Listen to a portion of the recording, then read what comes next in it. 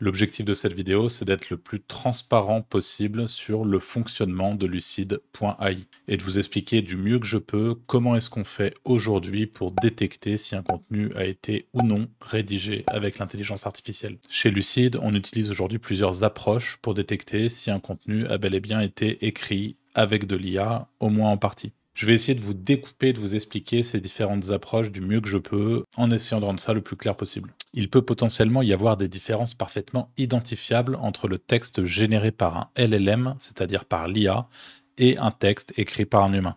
Et voici quelques-unes des caractéristiques qu'on utilise. Dans un premier temps, un facteur important pour nous, c'est ce qu'on appelle la perplexité. La perplexité est une mesure de la capacité d'un modèle probabiliste à prédire le mot suivant.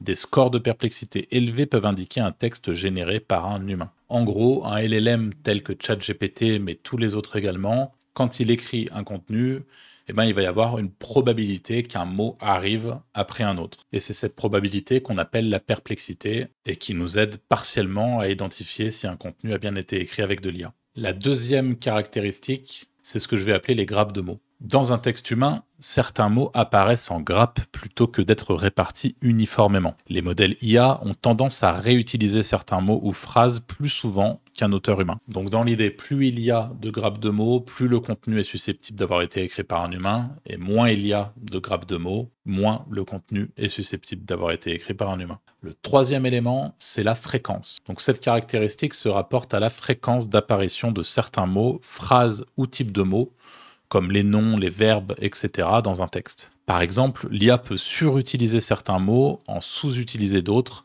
ou employer certains types de mots à des taux incohérents avec l'écriture humaine. Ces caractéristiques peuvent aider à détecter le texte généré par IA. Et le quatrième et dernier point dont je vais vous parler, parce que l'objectif c'est pas non plus de vous révéler 100% de notre recette secrète, c'est la ponctuation. Ça concerne l'utilisation et la répartition de divers signes de ponctuation dans un texte. Le texte généré par IA présente souvent une utilisation correcte et potentiellement prévisible de la ponctuation.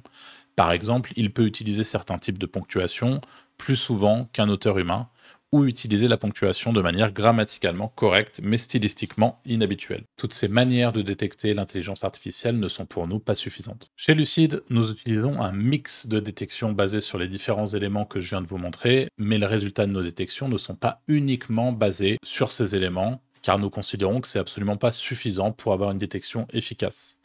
Et aujourd'hui, la grande majorité des détecteurs d'intelligence artificielle du marché, en tout cas pour la francophonie, fonctionnent sans notre dernière brique qui est pourtant à nos yeux la plus importante, c'est-à-dire notre propre modèle LLM qui est entraîné avec des textes écrits à la fois par des humains à 100%, à la fois par des IA à 100%, sur du contenu uniquement francophone, un modèle qui est lui-même mis à jour très régulièrement et qui apprend à identifier les différences entre un contenu écrit par une IA et un contenu écrit par un humain. C'est l'alliance de tous ces facteurs analysés qui font la précision de Lucide.ai pour la détection de contenus écrits via intelligence artificielle. J'espère que cette vidéo vous aura aidé à mieux comprendre ce qui se cache derrière un scan sur Lucide. À bientôt!